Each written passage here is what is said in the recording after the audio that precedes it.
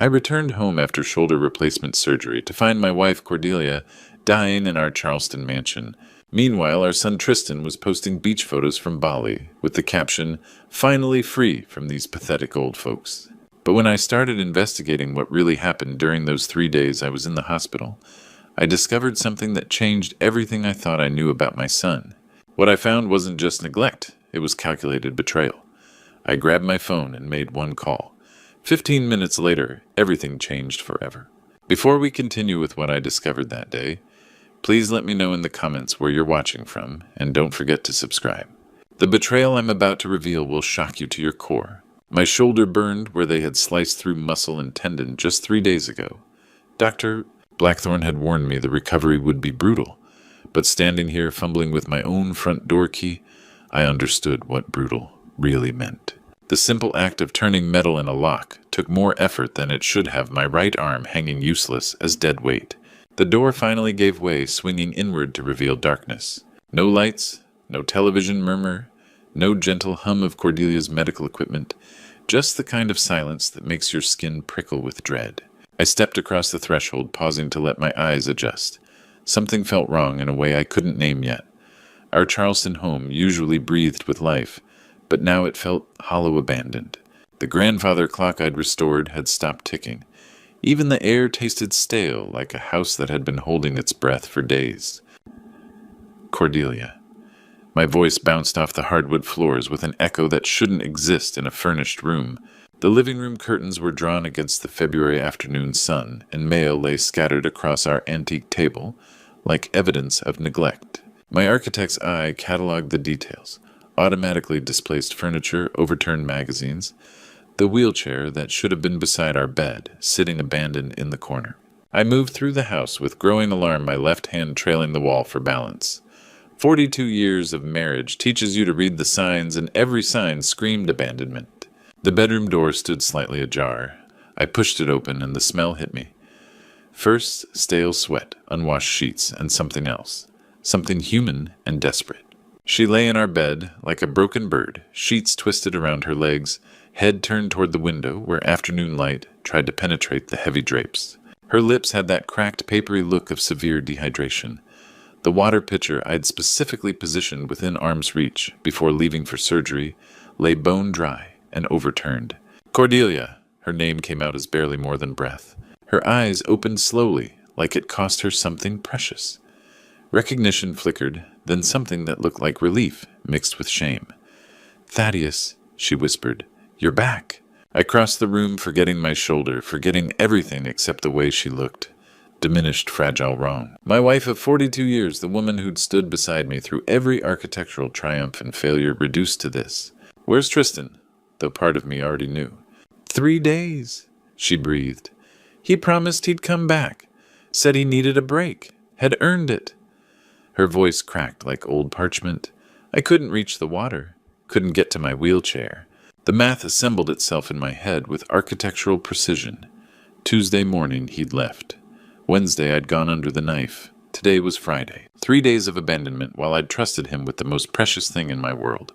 I called 911 with hands that stayed steady through sheer force of will. The dispatcher's voice was calm, professional, asking for our address in Magnolia Street's historic district. The paramedics arrived in 14 minutes. 2 women who moved with practiced efficiency, checking vitals while asking the questions that mattered. How long without fluids? Any medical conditions? Where was her primary caregiver? "My son," I said, the words tasting like ash. "He was supposed to be here." After they wheeled her away, I stood in the empty bedroom, surveying the evidence with a contractor's eye for detail. Medication bottles lined up but unopened, a glass positioned just out of reach, the wheelchair deliberately distant from the bed. That's when I remembered Tristan's weakness, his compulsive need to broadcast every moment of his life. I pulled out my phone, opened Instagram, and typed his name. The page loaded like a slow-motion nightmare. Turquoise water, a cocktail glass sweating in tropical heat, Tristan's face grinning and carefree, sunglasses pushed up on his forehead. The location tag read Bali, Indonesia, posted 2 hours ago. The caption stopped my heart. "Finally free from these pathetic old folks. Bailey life, may our freedom, living my best life." I stared at those words until they burned themselves into my memory. Then I grabbed my phone with the cold precision that had built my career. The first call I was about to make would change everything forever. The sterile hospital smell clung to my clothes as I sat beside Cordelia's bed, watching the steady drip of IV fluids into her dehydrated body. Saturday morning light filtered through the ICU windows, but it felt like we were trapped in some medical purgatory. Her eyes were clearer now, though still sunken in her pale face. "Don't be too hard on the boy," she whispered, her voice barely audible above the beeping monitors. Even after everything, she was protecting him. Dr. Whitmore appeared at the foot of her bed clipboard, in hand, his expression grim. "Mr. Kane, I need you to understand how close we came to losing her. Another day without fluids, and we'd be having a very different conversation. Severe dehydration in MS patients can cause kidney failure, brain damage, even death." The words hit me like physical blows. Another day. My son had left his mother one day away from death. I squeezed Cordelia's hand gently. "Rest now, sweetheart. I'll handle everything." Back home, I stood in my study surrounded by 40 years of architectural achievements. Awards, blueprints, photographs of buildings I'd designed from foundation to rooftop. But today I was constructing something entirely different. I was building a case. Tristan's room yielded its secrets like a crime scene. Scattered papers, unpaid bills, and then tucked beneath his laptop something that made my blood run cold. A life insurance policy, pristine and official, dated 6 weeks ago. $500,000. Beneficiary Tristan Kane. Premium paid in full for 1 year. My hands shook as I read the fine print. The policy was active. No waiting period for accidental death. And the timing 6 weeks before his sudden need for a break to Bali. I called Arabella Stone immediately. We'd worked together for 20 years on construction contracts and estate planning, but I'd never heard my own voice sound so deadly calm. "Arabella, I need to see you today. Emergency." Her downtown office on Sunday felt like a war room. Arabella Stone was 50 years of sharp intelligence wrapped in southern steel, the kind of lawyer who could dissect a contract like a surgeon. She listened without interruption as I laid out the evidence, the abandonment, the Bali posts, and finally the insurance policy. "Jesus, Thaddeus," she breathed, studying the document. "This isn't abandonment anymore. This is attempted murder." The words hung in the air between us like a death sentence. My son hadn't just neglected his mother. He'd orchestrated her potential death for $500,000. "What are my options?" I asked, my voice steady as granite. Arabella leaned back in her leather chair, her mind already working. "Trust creation. Asset transfer. We can remove him from your will entirely. Transfer everything to a charitable foundation. Make it ironclad uncontestable. How long? 48 hours if we work through the weekend.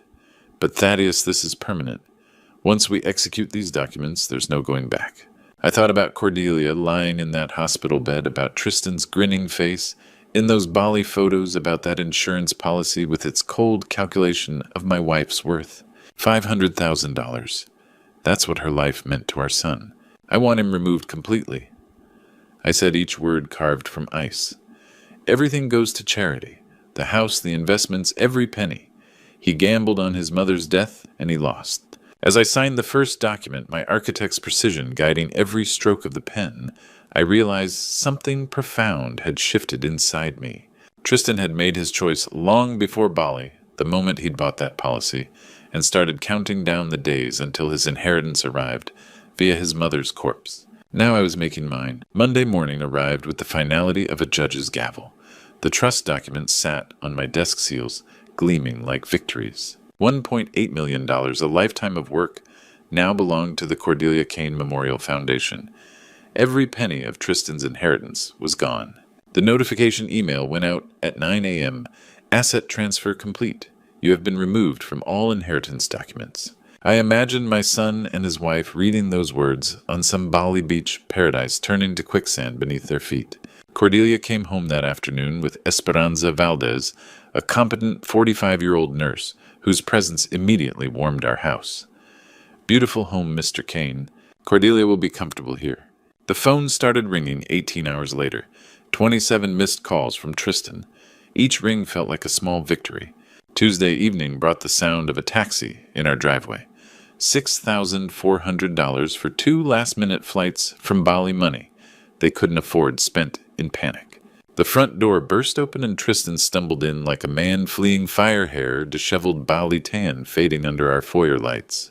Behind him, Delilah dragged 2 suitcases, her designer vacation clothes wrinkled, her usual composure cracked. "Dad, we need to talk," Tristan gasped. "There's been some mistake. You're both back early," I said, voice steady as stone. Bali not agreeing with you. "Don't joke. What did you do?" "I made arrangements for my estate. Adults do that." Delilah dropped her suitcase with a thud. "Your estate. That's Tristan's inheritance. You can't just give it all away." "Actually, I can. I did." Her face went pale beneath her fading tan. "You're bluffing. Old people threaten this stuff all the time, but you'd never really—" "This is because of Mom, isn't it?" Tristan's voice cracked. "She's fine. She's home now. No thanks to you." The words came out quieter, more dangerous. "You left her to die." "I didn't. It was just a few days. I needed a break. We've been taking care of you people for years." "Taking care of us?" I pulled out my phone, showed him his Instagram post. "Pathetic old folks. That's what you called us." His face went white. "I didn't mean—" Delilah stepped forward, desperation replacing arrogance. "He was just frustrated.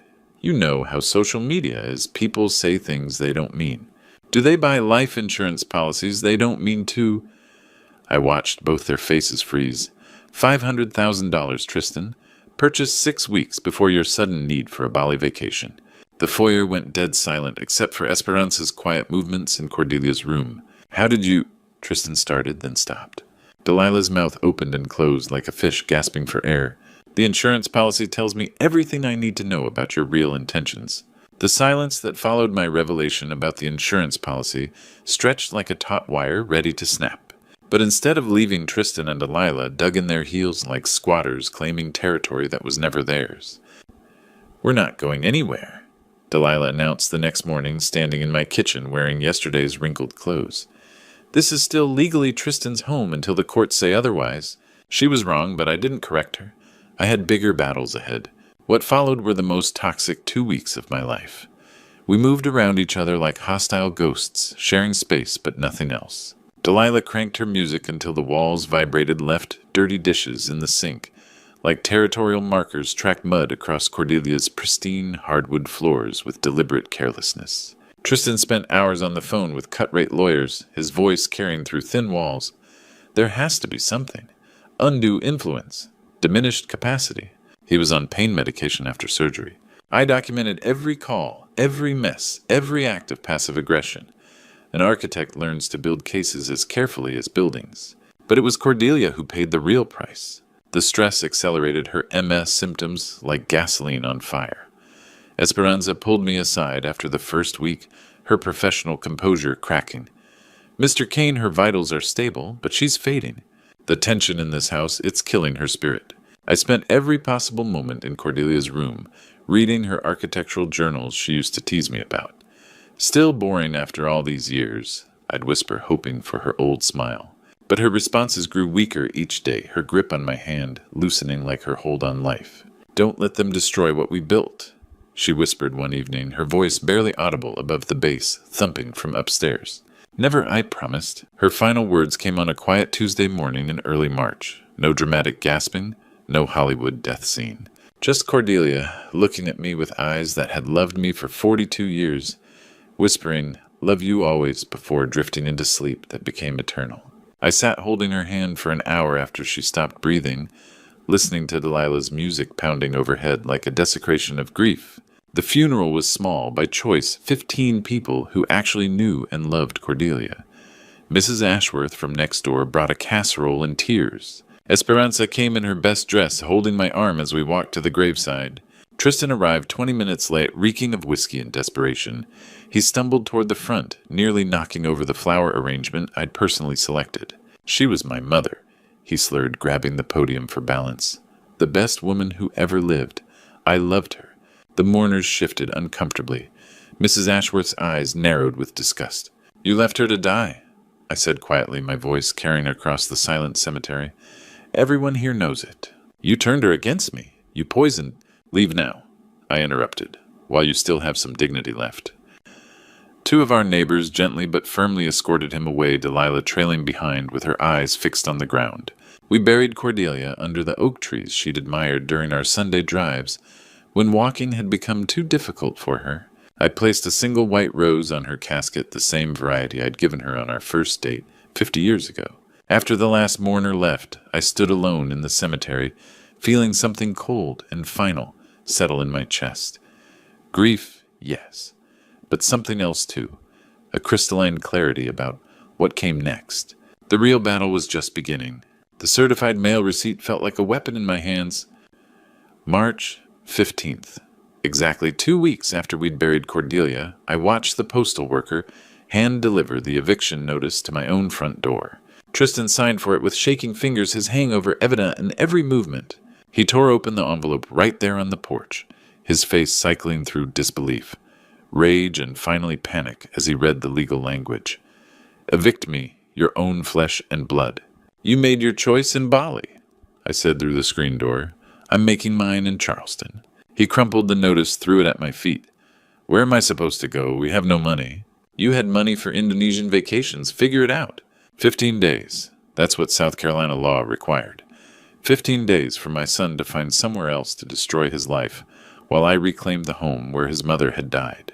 He didn't leave. Arabella filed the eviction lawsuit on March 31st, with the methodical precision of a surgeon. Every document perfect. Every precedent cited, every loophole sealed. We'd worked together long enough for me to appreciate her craftsmanship. The Charleston County Courthouse felt like a cathedral of justice on April 15th. Judge Sterling, a no-nonsense woman in her 50s, reviewed our case with the efficiency of someone who'd seen every family drama twice.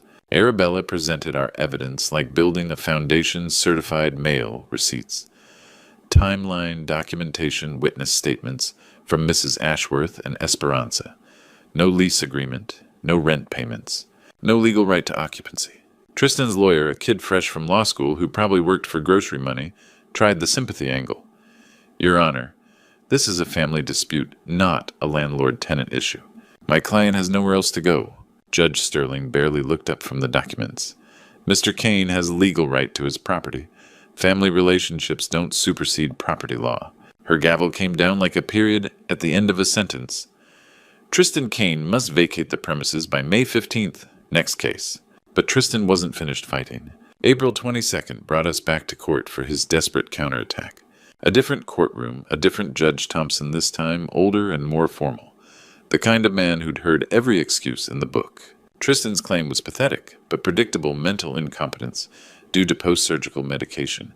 His lawyer presented it like a Hail Mary pass with seconds left on the clock. Arabella demolished it with surgical precision. Medical records showing I'd only taken over-the-counter pain relievers. Dr. Blackthorne's sworn affidavit stating the shoulder surgery required only local anesthetic with no cognitive side effects. Security footage from her office building showing me articulate and purposeful during our meetings. Mr. Kane understood every clause, asked specific questions, made deliberate choices. She told the court, "This is textbook competency." The kid lawyer tried one more time. "But, Your Honor, he was only 4 days post-surgery." "A minor orthopedic procedure." Arabella interrupted. "Not brain surgery." His mind was perfectly clear. Judge Thompson reviewed everything with the thoroughness of a man who understood that his decisions became permanent records. When he finally spoke, his voice carried the weight of absolute finality. "This court finds no credible evidence of diminished capacity. The medical testimony is clear. The video evidence shows Mr. Kane articulate and purposeful in his decision-making." He fixed Tristan with a stare that could have frozen lava. "Claim dismissed with prejudice. Mr. Tristan Kane is barred from refiling this claim." Tristan's head dropped into his hands. I heard something between a sob and a gasp, the sound of a man watching his last hope die in a courtroom. Every legal avenue was now closed. The private investigator's report arrived Tuesday morning, 8 pages, documenting how my son had gambled away a house-like pocket change. Tristan had lost the Bradenton property to Alessandro Drake in poker 6 months ago, betting everything on a pair of 8s against a full house. Except the transfer wasn't legal.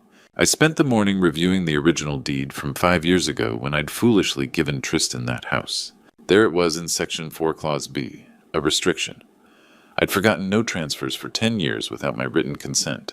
Alessandro Drake had been playing with house money that was never legally his. The drive to Bradenton took 40 minutes.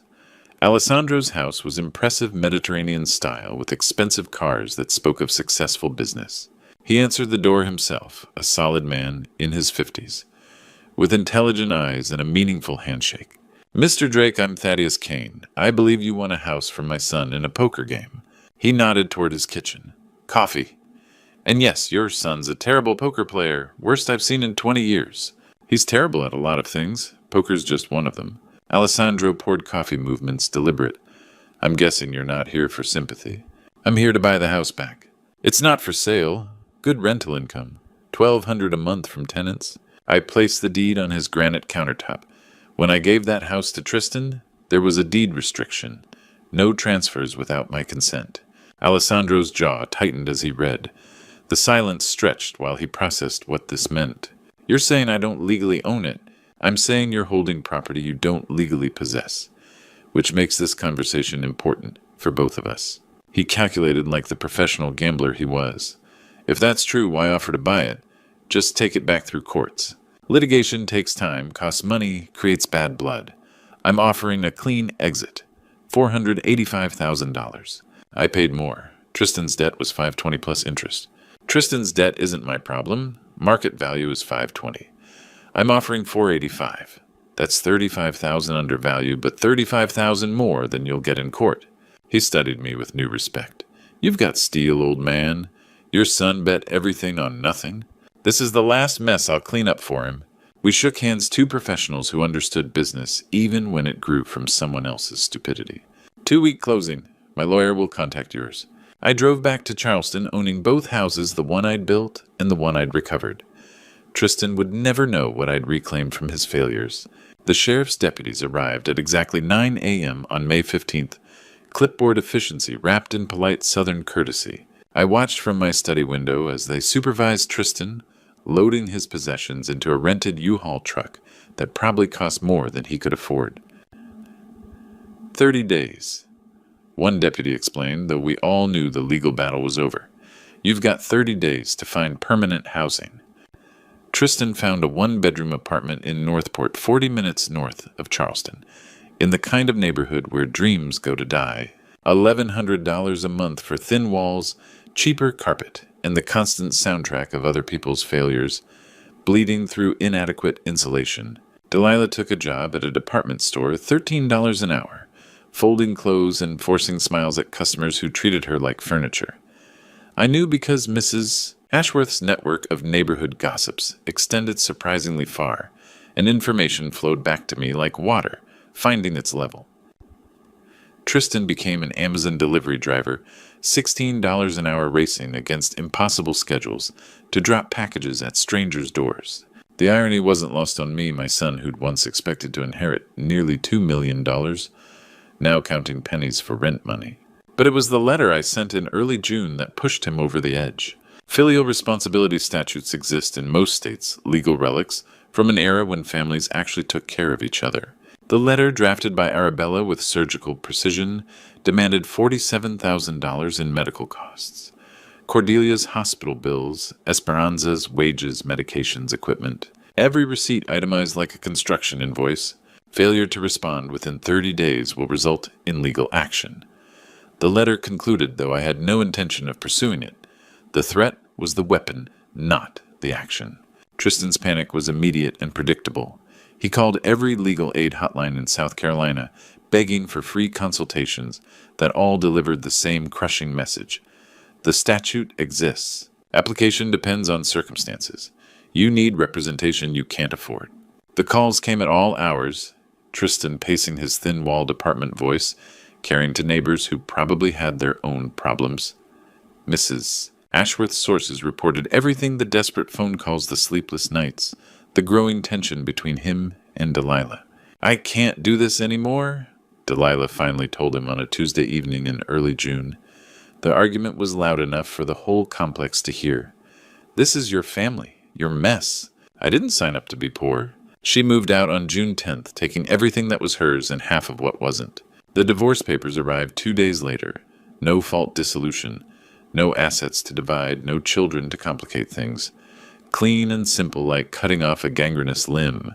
Tristan signed without contest. What was the point of fighting for nothing? The decree became final 2 weeks later, processed through family court with the same efficiency that had handled his eviction. Delilah disappeared into whatever life she could build, without the anchor of his failures dragging her down. Mrs. Ashworth's final report painted a picture of complete isolation. Tristan alone in his apartment working delivery routes that barely covered rent, eating ramen noodles and generic cereal, watching his phone for calls that never came. He'd gained exactly what his choices had earned him, the perfect solitude of consequences fully realized. The real estate closing felt like the final page of a long, painful chapter.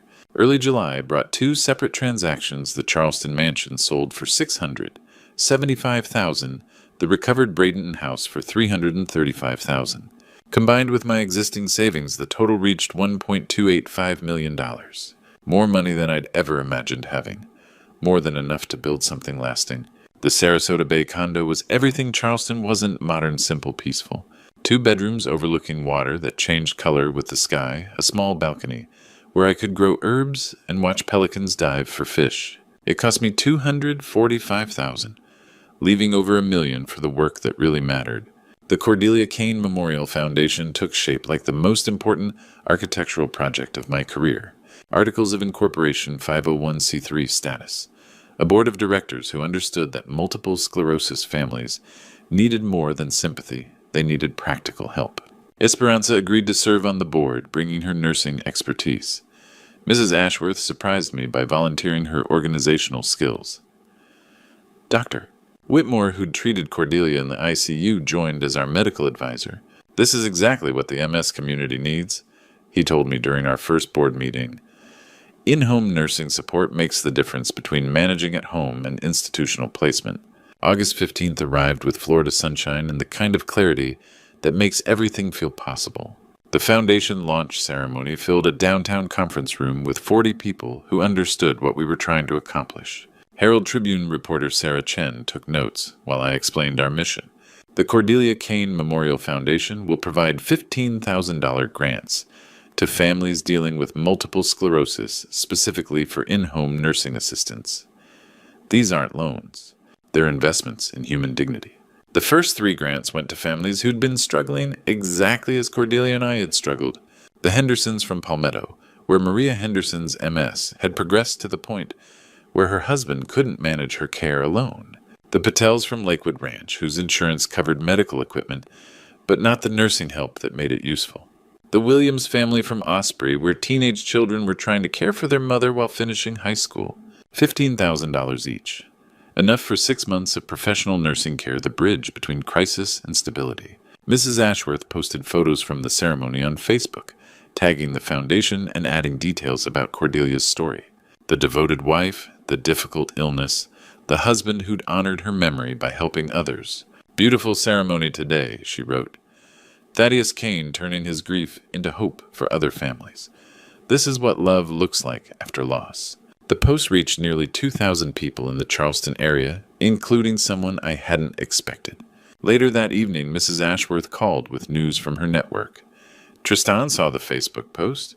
My neighbor's daughter lives in the same complex. She heard him on the phone, with someone crying about the foundation.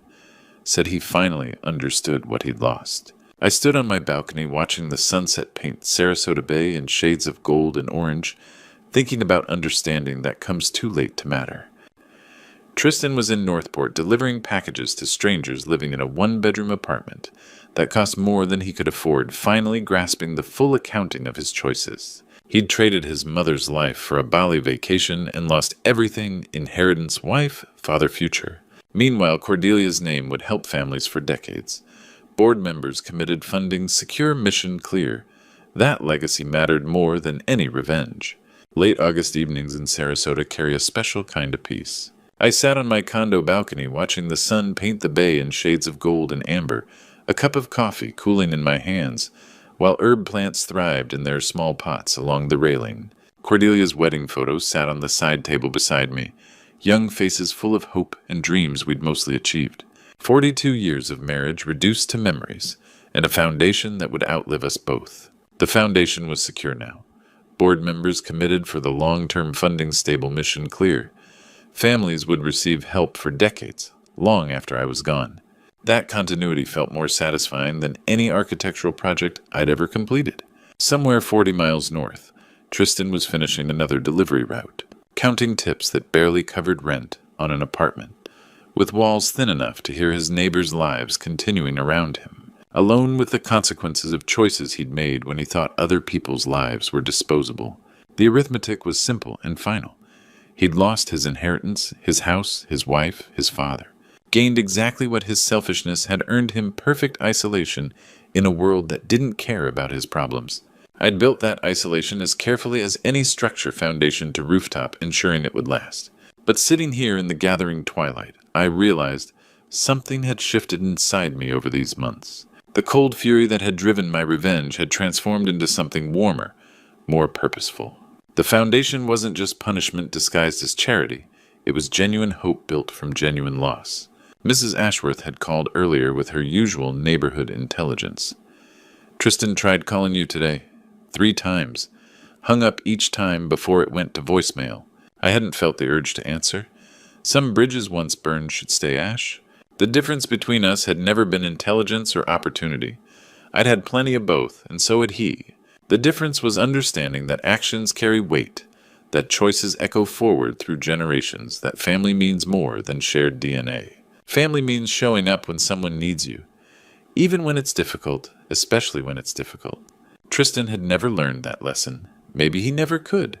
I'd stopped trying to teach him and started living it myself, helping families who understood what he'd never grasped, that caring for someone isn't a burden to escape from, but a privilege to embrace. The bay darkened as stars appeared, and I stood to go inside. Tomorrow would bring more grant applications, more families needing help, more opportunities to transform loss into purpose. Tristan would wake up in his cheap apartment, deliver packages to strangers, and go to sleep alone with his choices. That was justice enough. As for me, I'd found something better than revenge. I'd found peace in the knowledge that Cordelia's suffering had meaning, that her name would help others, that love could survive even the worst betrayals if you knew how to transform it. The difference between revenge and justice, I'd learned, is what you build from the ashes. Sometimes people ask me if I regret what I did to Tristan. The answer is simple. I don't regret seeking justice, but I've learned that God works in ways we don't always understand immediately. What started as a father's fury became something deeper, a lesson about what family truly means. You see, these grandpa stories aren't just entertainment. They're warnings, wisdom passed down through generations who've learned hard truths. This true story taught me that blood doesn't make you family, showing up does. Being there when someone needs you, especially when it's difficult, that's what separates real family from people who just share your DNA. Tristan thought caring for his mother was a burden. He saw her MS as an inconvenience to his freedom. But God teaches us through Scripture that honoring our parents isn't optional. It's fundamental to who we are as human beings. When we abandon that responsibility, we don't just hurt them. We destroy something essential in ourselves. The insurance policy revealed his true heart. He wasn't just neglecting Cordelia, he was counting on her death. That's when I understood this wasn't about a son making mistakes. It was about a man who'd lost his soul somewhere along the way. These grandpa stories matter because they remind us that our choices have consequences that ripple through generations. This true story shows what happens when we forget that family isn't about what we can get, but what we're willing to give. God blessed me with the resources to seek justice, but more importantly, He showed me how to transform pain into purpose. The foundation continues Cordelia's legacy, helping families who understand what Tristan never learned. Every grant we award is proof that love can survive betrayal, that good can emerge from evil, and that God can use even our darkest moments to create light for others. That's the real lesson in these grandpa stories. Not that revenge is sweet, but that justice served with purpose can heal wounds we thought would never stop bleeding. If this true story touched your heart, or reminded you of your own family responsibilities, I'd love to hear from you. Share your thoughts in the comments below. Have you ever had to make difficult choices about caring for aging parents? Your experience might help someone else facing the same struggles. And if these grandpa stories resonate with you, please subscribe to our channel and share this video with someone who needs to hear it. Sometimes the most powerful lessons come wrapped in the most painful truths. I returned home 3 days early to surprise my wife for Christmas. Instead of warm embraces, I found my son celebrating with his in-laws in my living room, while my wife sat outside crying alone. They thought I was still in Europe, unaware of their conspiracy to steal my $30 million estate. For weeks, they'd pressured my wife to sign transfer papers, breaking her spirit with psychological manipulation. But they never expected me to return early and overhear their entire plan. What I did by sunrise destroyed their lives completely, and taught them that some betrayals have devastating consequences. Before I tell you what happened when those headlights cut through the darkness, drop a comment below. Where are you watching this story unfold? Are you Team Justice or Team Forgiveness? The headlights of my rental car cut through the December darkness as I wound up the familiar hillside road toward home. 3 weeks in Europe had felt like an eternity, but the early return was worth it. Christmas Eve was still hours away, and I could already picture Celeste's face when she saw me walk through the door. But as my estate came into view, something stopped me cold. Every window blazed with warm golden light. Christmas decorations I hadn't seen before sparkled across the vineyard terraces like fallen stars. The great room's French doors stood wide open, spilling laughter and music into the crisp Napa Valley night. This wasn't the quiet homecoming I'd expected. I paid the taxi driver and stood at the wrought iron gates, my leather suitcase forgotten at my feet. After 35 years of marriage, I knew every rhythm of this house, every pattern of Celeste's habits. She never entertained without telling me. She certainly never threw parties. The sound of champagne glasses clinking drifted down from the terrace, followed by voices I didn't immediately recognize. Male voices. Confident, entitled voices that seemed to fill every corner of my property. And then I saw her. Beneath our century-old oak, Celeste sat alone on the stone bench, shoulders slumped, in a posture I'd learned to recognize over decades. She was crying. My wife sat in solitude, wine glass trembling in her hands, while celebration echoed from inside our home. The contrast hit like a physical blow. Inside, people toasted something that apparently didn't include the woman who'd helped me build this $30 million empire. Outside, the woman I'd loved since we were young and broke wept beneath the tree where I'd proposed. I moved closer, staying in the olive tree's shadows. Voices from inside grew clearer. Finally, someone said, a woman's voice sharp with satisfaction. "About time," came a male response, authoritative. Then cutting through it all, I heard Philip's laugh. Not his usual uncertain chuckle, but something confident, almost triumphant. My son was celebrating while his mother sat alone in the cold tears streaming. I checked my phone. No missed calls. No messages explaining why strangers had transformed my home into their party. No warning that I'd return to find my wife isolated and my property occupied. The smart move would be walking through that front door demanding answers. The husband move would be going straight to Celeste. But instinct held me back. Those voices carried too much comfort, too much belonging. The laughter filled every corner like they owned the place. This wasn't spontaneous. This was orchestrated. I needed to understand what I was walking into. Why was my wife crying while my son celebrated?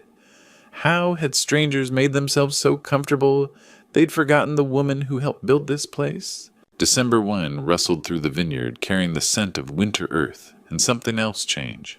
Ending's the moment before everything familiar falls away. I stepped deeper into the shadows. Whatever was happening here, I needed to understand it before I let them know I was home. My feet found the familiar stone pathway through our gardens. Each step brought me closer to answers I wasn't sure I wanted. The celebration inside had grown more animated, fueled by something beyond holiday cheer. The great room's French doors stood open to the December air. As I approached, individual voices separated from the noise like instruments tuning up. "Finally, we can move forward with the transfer papers." The woman's voice was crisp, confident, the tone of someone never told no. I didn't recognize it, but something made my jaw clench. $30 million sitting here while we pay Manhattan rent, came a male voice, older, authoritative. Absurd to wait decades for what should be ours now. I positioned myself behind the climbing jasmine covering the window trellis.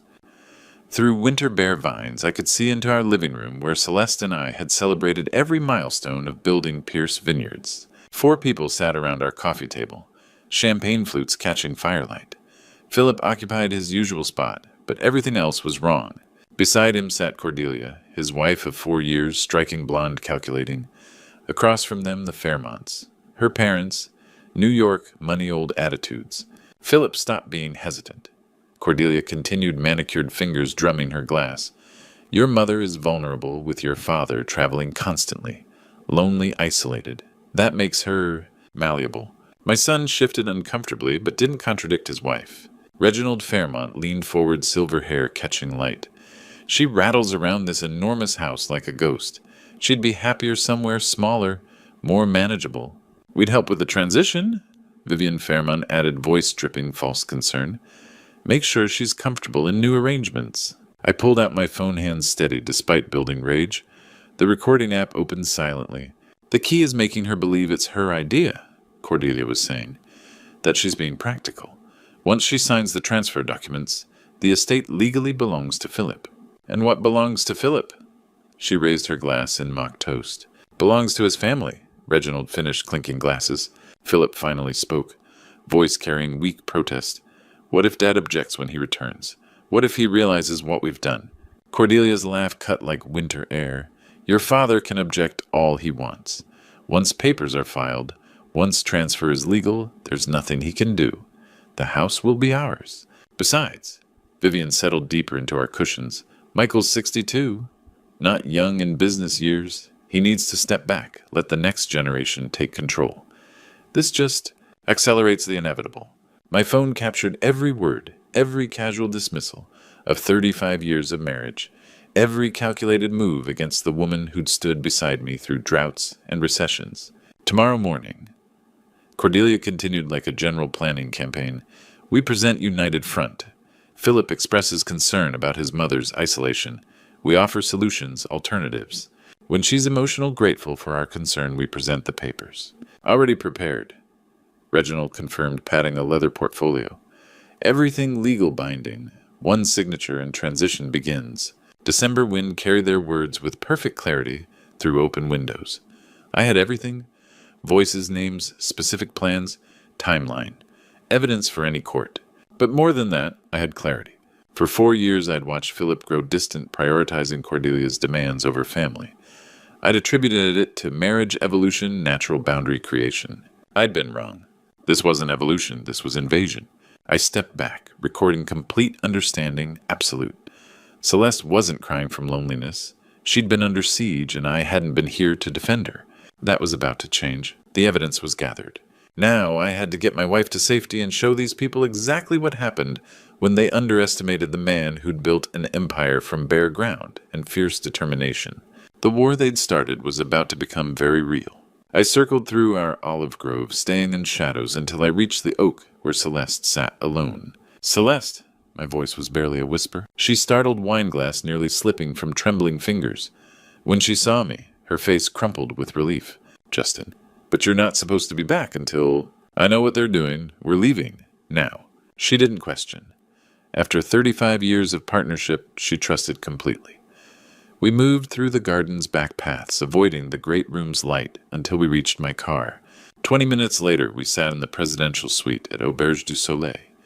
The irony wasn't lost, paying premium rates to hide from conspirators in my own home. Tell me everything. The story painted psychological warfare I'd never imagined. 3 weeks ago, Philip arrived with Cordelia and her parents for an extended holiday visit. The first week was normal, Celeste said, voice gaining strength.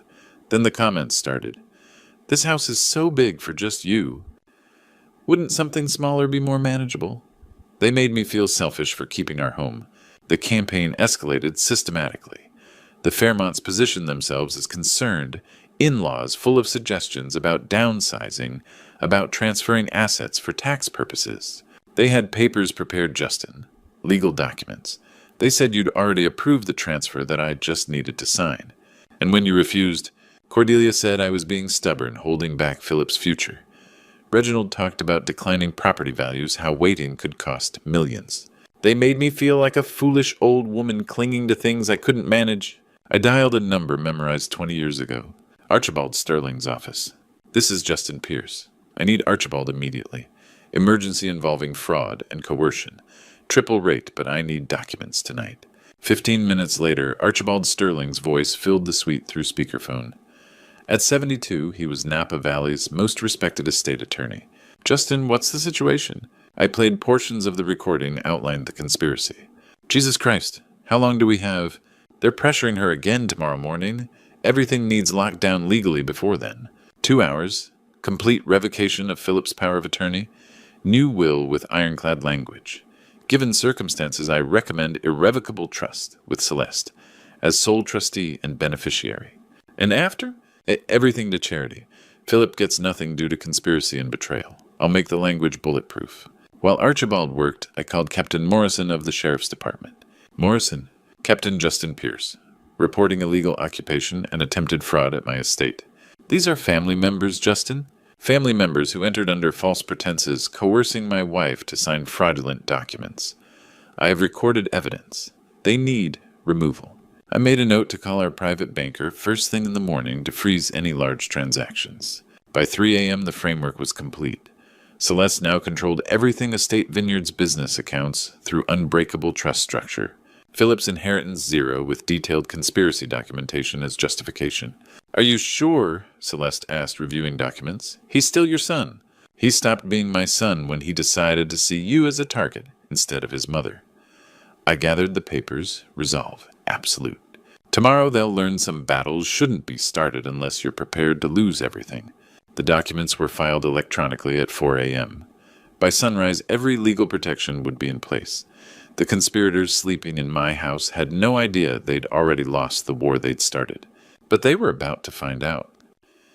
Christmas Eve morning arrived with the crisp clarity that only December in Napa Valley could deliver. I stood at my own front door at 7 a.m. flanked by 2 patrol cars and Captain Morrison watching my breath form clouds in the cold air. The legal documents were filed. The trust was irrevocable. Celeste was protected. Now came the reckoning. I knocked with authority, not the gentle tap of a returning family member, but the firm demand of a property owner backed by law enforcement. Movement inside, confused voices, footsteps on hardwood floors I'd installed with my own hands 30 years ago. The door opened to reveal Philip in wrinkled pajamas, hair-disheveled eyes squinting against the morning light. His gaze moved from me to Captain Morrison to the patrol cars, and I watched comprehension dawn like a slow sunrise. Dad, what's going on? Philip Anderson Pierce. Captain Morrison stepped forward, his voice carrying the weight of official business. We're here regarding reports of illegal occupation and attempted fraud at this property. Illegal occupation? Philip's voice cracked. This is my parents' house. We're visiting for Christmas. Without the owner's permission, I said, my tone level controlled, and with documented evidence of coercion and conspiracy to commit fraud. Cordelia appeared behind Philip's silk robe, wrapped tight, her face a mask of fury and calculation. This is ridiculous. You can't just... I can. I pulled out my phone, played 30 seconds of their recorded conversation from the night before. Cordelia's own voice filled the morning air. Once she signs the transfer documents, the estate legally belongs to Philip. The color drained from her face. Here are the legal documents filed at 4 a.m. this morning. I handed Captain Morrison the portfolio Archibald had prepared. Irrevocable trust with my wife as sole beneficiary. Complete disinheritance of Philip Anderson Pierce due to conspiracy to defraud and betrayal of family trust. Reginald Fairmont pushed past his daughter and son-in-law silver hair immaculate despite the early hour, trying to reassert the authority that had served him in Manhattan boardrooms. Now see here, Michael. Let's discuss this like reasonable adults. Surely we can... There's nothing to discuss. My voice cut through his practiced charm like winter wind. You entered my property under false pretenses. You psychologically tortured my wife for 3 weeks. You prepared fraudulent documents and attempted to steal a $30 million estate through manipulation and coercion. Vivian Fairmont appeared, her face twisted with indignation. You're making a terrible mistake. We have rights. We have legal standing. You have 30 minutes to pack personal belongings and leave. I checked my watch, a gesture I'd perfected in decades of business negotiations. Anything left behind becomes property of the trust. You can't be serious, Cordelia hissed. Philip is your son. This is his inheritance. Philip forfeited his inheritance the moment he chose to conspire against his mother. I turned to Captain Morrison. Officer, please ensure they understand the legal ramifications of remaining on private property without permission. Folks, Morrison said, his tone professional but firm, you need to gather your things and vacate the premises. Any attempt to return without written permission from the property owner will result in arrest for trespassing. The next 25 minutes played out like a fever dream. Suitcases appeared hastily packed. Cordelia's parents moved with the stiff dignity of people unaccustomed to being told what they couldn't have. Philip wandered through rooms like a sleepwalker, occasionally stopping to touch furniture photographs. Memories of a childhood he'd just traded away for his wife's ambitions. "Dad," he said as they prepared to leave, his voice small, uncertain. "Can we talk about this? Can we—" "You made your choice, Philip. You chose Cordelia's greed over your mother's well-being. You chose conspiracy over family. Now you live with the consequences." I watched from the great room's windows as their cars disappeared down the valley road, police escort ensuring they reached the property boundaries. Only when the last vehicle vanished from sight did I make my final call. "Eugene Fletcher Locksmith Services. Eugene, it's Justin Pierce. I need every lock in my house changed. Every door, every entrance. And I need a complete security system installed, cameras, motion sensors, direct connection to the sheriff's department. When do you need it done?" "Now, today, before sunset." By evening, Pierce Vineyards was a fortress. New locks, new codes, new barriers between us and anyone who thought they could take what we'd built through manipulation and betrayal. I stood in the same spot where I'd discovered Celeste crying 12 hours earlier, but now the silence felt different. Not empty, but peaceful. Not abandoned, but protected. The house was secure. The legal protections were absolute. The conspirators were gone. But as I looked out over the vineyard we'd planted together, over the empire we'd built with our own hands and fierce determination, I knew the real work was just beginning. Protecting what we'd built was only the first step. Now came the harder task, healing what had been broken. January brought reports that filtered back through channels Philip never suspected I maintained.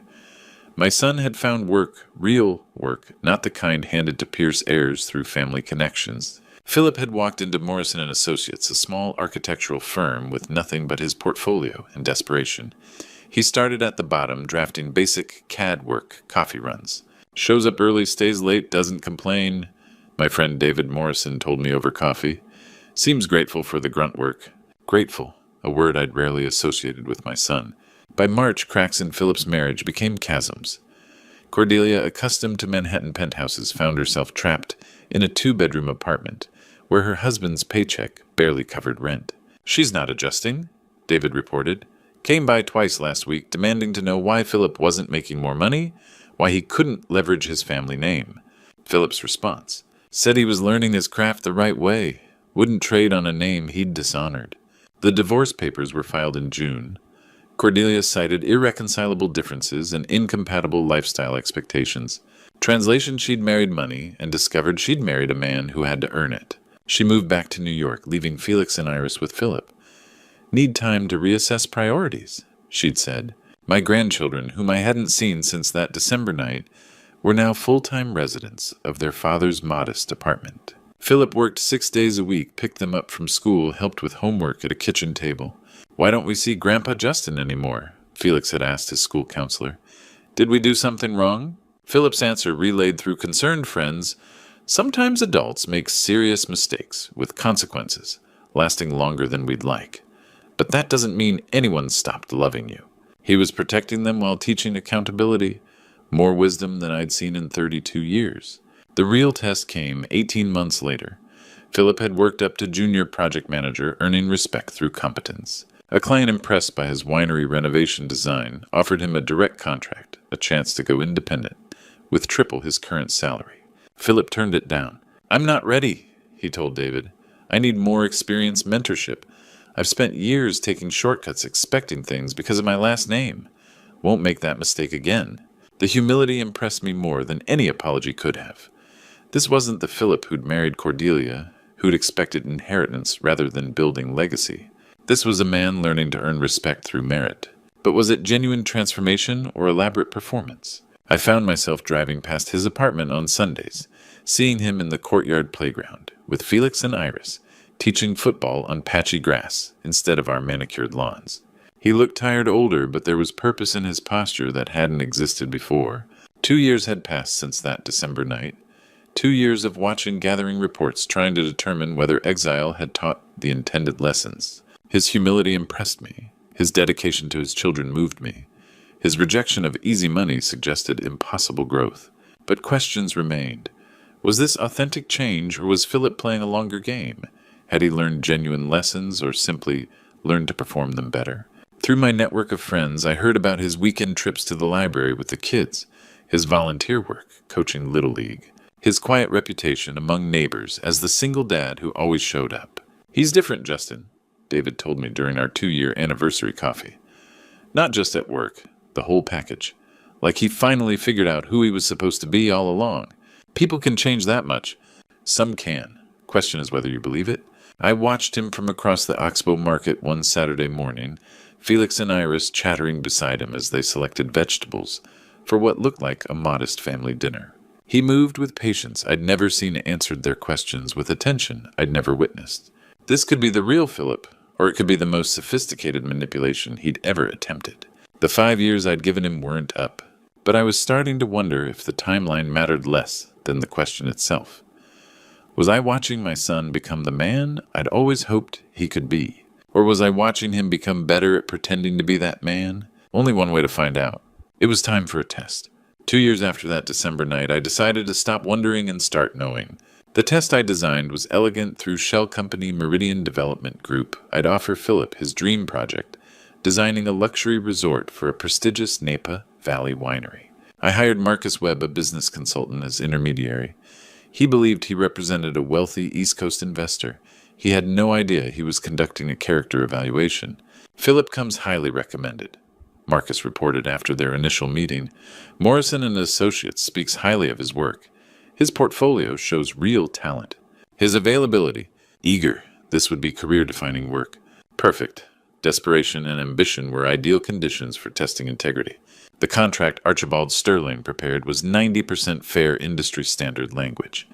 The remaining 10% contained one crucial clause. Final payment of 40% of total fees is subject to client satisfaction, as determined solely by the undisclosed beneficial owner, whose approval may be withheld for any reason or no reason, at said owner's complete discretion.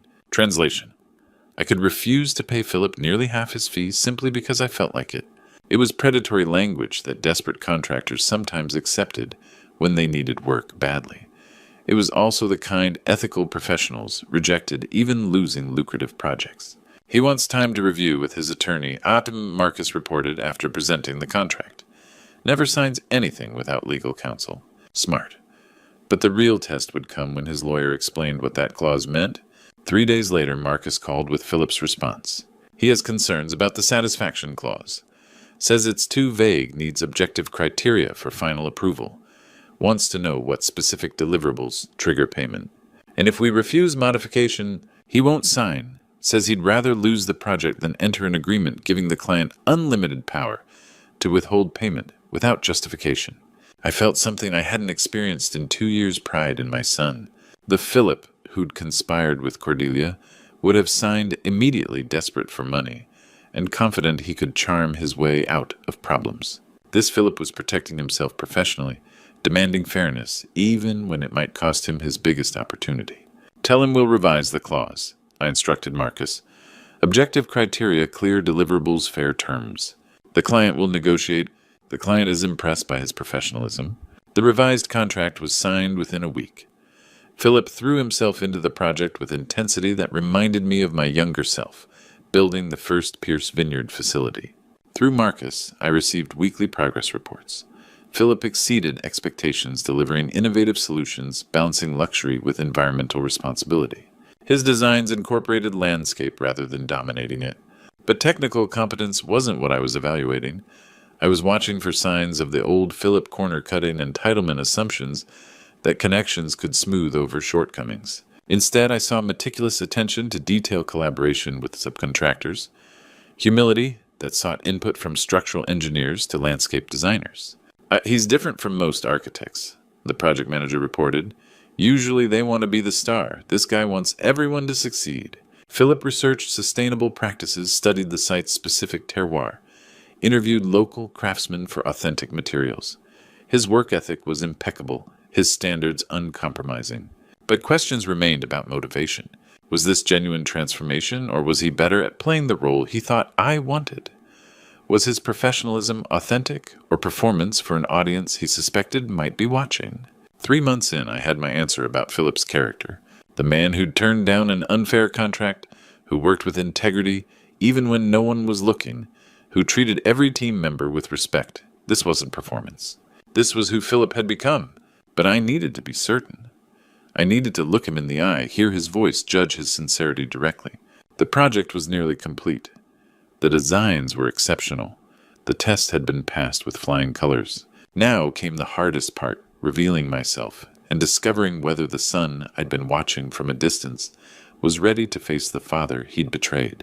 It was time for a conversation that was 2 years overdue. The meeting was scheduled for 2 o'clock at my office in the original Pierce Vineyards building. Philip arrived precisely on time, carrying his portfolio for what he believed was the Meridian Development Project. Mr. Pierce. He extended his hand with professional courtesy, learned through 2 years of real work. I'm looking forward to presenting the final designs. I gestured to the chair across from my desk, the same chair where we'd discussed his allowance, his college plans, his wedding to Cordelia. Philip. I used his name deliberately, not son. I think you know why you're really here? Recognition dawned slowly. His eyes moved from my face to his portfolio on my desk. Understanding replaced confusion, and with it came genuine shame. You were the client. The whole project was... He set down his portfolio with trembling hands. You were testing me. For 3 months I watched you work. Watched you turn down an unfair contract, exceed expectations without cutting corners. Your integrity was unquestionable. Did I pass on? Your work was exceptional, but we're not here to discuss your professional competence. I studied the man my son had become. We're here to talk about Christmas Eve 2 years ago when you conspired to steal from your mother. The words hit like physical blows. His shoulders sagged, and I saw not the confident architect, but the broken man who'd lost everything through his own choices. I understand what I did, he said quietly. Not just the conspiracy, but the betrayal. Making Mom feel like keeping her own home was selfish. I replay that night, constantly seeing her crying while we celebrated inside. And Cordelia, gone over a year, couldn't handle reality, said she'd married into the Pierce family, not married Philip Pierce, the struggling architect. When she realized those were different things, she left. The children, his composure cracked. They ask about you and Mom constantly. Felix wants to see the vineyard again. Iris draws pictures of the house. He looked directly at me. I tell them sometimes adults make mistakes so serious that fixing them takes years. That love doesn't disappear, but trust has to be rebuilt. The honesty moved me more than any apology could have. What do you want from this conversation? Nothing I don't deserve. He straightened, finding strength I'd never seen. I want to be your son again someday, if possible. Want my children to know their grandparents. But I know those things must be earned. I studied his face, looking for manipulation, for calculated charm. Instead, I saw exhaustion, humility, and something like wisdom. The will doesn't change, I said finally. Everything goes to your mother, and trust then charity. You inherit nothing permanently. I understand. Any reconnection happens slowly with conditions. You never mention money or inheritance. Never pressure your mother. One violation, it's over permanently. Agreed. You continue building your own life-career legacy. Don't trade on the Pierce name or expect family connections. I wouldn't want them to. I believed him. Against every instinct, I believed him. I'll talk to Celeste. If she agrees, we might arrange a video call with Felix and Iris. Nothing more, not yet. Gratitude overwhelmed his eyes. That's more than I hoped for. Promises are words, Philip. Show me through sustained actions, through years of consistency, and maybe we can rebuild something real. He nodded, gathering his portfolio, however long it takes. As he reached the door, I called his name. Philip! He turned back. The Meridian designs really were exceptional. You've become the architect I always hoped you could be. Thank you. That means everything. After he left, I sat looking out over the vineyard that had defined my life's work. For the first time in 2 years, I felt something I'd thought was lost forever. Hope. Sunday afternoon light filtered through our great room windows as Celeste and I positioned ourselves before the laptop screen. 2.5 years had passed since we'd seen our grandchildren. The video call connected, revealing Philip's modest apartment, and there, flanked by their father, were Felix and Iris. At 7, they'd grown beyond the toddlers. We remembered Felix with Philip's serious eyes, but Celeste's gentle smile, Iris, with the pierced, stubborn chin and blonde curls. Kids, Philip said softly, do you remember Grandpa Justin and Grandma Celeste? Felix nodded shyly. From the pictures, but we haven't talked in a long time. Today we get to talk, Celeste said, voice thick with emotion. Tell me about school, your drawings, everything. For an hour we discussed first grade and art projects, favorite books, and playground adventures. The children chattered with unconscious joy, unaware that adult conflicts were supposed to define their world. Celeste cried happiness mixed with grief, for lost time, missed birthdays, unread bedtime stories. But she also laughed delighted by Iris's dramatic school play retelling and Felix's careful caterpillar to butterfly explanation. Philip remained in the background, facilitating but never pushing, never demanding more than freely given. His gratitude was evident in every gesture, every boundary he respected. Those monthly video calls became our new normal. Slowly, cautiously, we rebuilt something resembling family. 6 months later came their first visit. Hotel stays, day visits, only strict parameters. But for those precious hours, our estate came alive with children's laughter again. I watched Felix chase butterflies through vineyard rows while Iris helped Celeste tend her herb garden. Philip sat on the terrace where his mother had once cried alone, now watching his children discover the place he'd nearly lost. Thank you, he said quietly, for giving them this, for giving us this chance. You earned it. Every day for 2.5 years you earned it. The healing continued gradually. More visits, longer stays, tentative steps toward family again. Philip never overstepped, never presumed, never took growing trust for granted. 5 years after that Christmas Eve confrontation, Philip had established himself as one of Napa Valley's most respected architects. His designs graced wineries throughout Northern California, each project testament to work ethic and integrity developed through necessity. Our relationship had evolved, though it would never be what it once was. We'd all been changed, scarred, but strengthened, cautious but capable of genuine affection. Felix and Iris now spend every other weekend with us. They knew their father's story in age-appropriate terms, understood that actions have consequences, that trust must be earned and maintained. Why did Daddy have to go away for so long? Iris had asked during one visit. Sometimes people make choices that hurt those they love, Celeste explained. When that happens, it takes time to heal the hurt and rebuild the love. But you still loved him. We never stopped loving him. But love isn't always enough by itself. Respect has to be earned. A lesson I hoped they'd carry forward, that love without boundaries isn't love, but enablement. That true family bonds are forged through mutual respect, not automatic entitlement. Standing in my vineyard at sunset, watching my son teach his children to identify grape varieties, I reflected on our journey. The pain had been necessary, the separation essential, the slow reconciliation worth every careful step. Some called what I'd done harsh, others called it justice. I called it love, the kind that refuses to enable destruction, that demands growth, even when growth is painful. The boy who'd conspired against his mother had become a man who protected his children from adult conflicts while teaching them accountability. The son who'd expected inheritance had learned to build his own legacy. The husband who'd chosen his wife's greed over his family's well-being had chosen differently when it mattered most. Not everyone gets a second chance. Fewer still have the courage to take it when it's offered. Philip had taken his chance and transformed it into something worthy of respect. Not because he was my son, but because he'd earned the right to be called my son again. True love sometimes requires toughness. Real protection sometimes requires distance. And genuine family is built on earned respect, not inherited obligation. The greatest gift you can give someone isn't catching them when they fall. It's helping them learn to catch themselves. Then being there to celebrate when they finally do. That's what family really means. Not the people who enable your worst impulses, but the people who demand your best self, even when, especially when demanding it hurts. Sometimes the hardest lesson is the most important one, that love worth having is love worth earning every single day. If you're listening to this story, I want you to understand something fundamental about family and forgiveness. God gave us the strength to love, but He also gave us the wisdom to know when love requires boundaries. Through His grace, we learned that enabling someone's destructive behavior isn't love, it's harm disguised as kindness. This true story taught me that sometimes the most loving thing you do is say no to someone you care about deeply. When Philip conspired against Celeste, I could have looked the other way, made excuses, protected him from consequences. But God's guidance showed me a different path, one that demanded accountability alongside affection.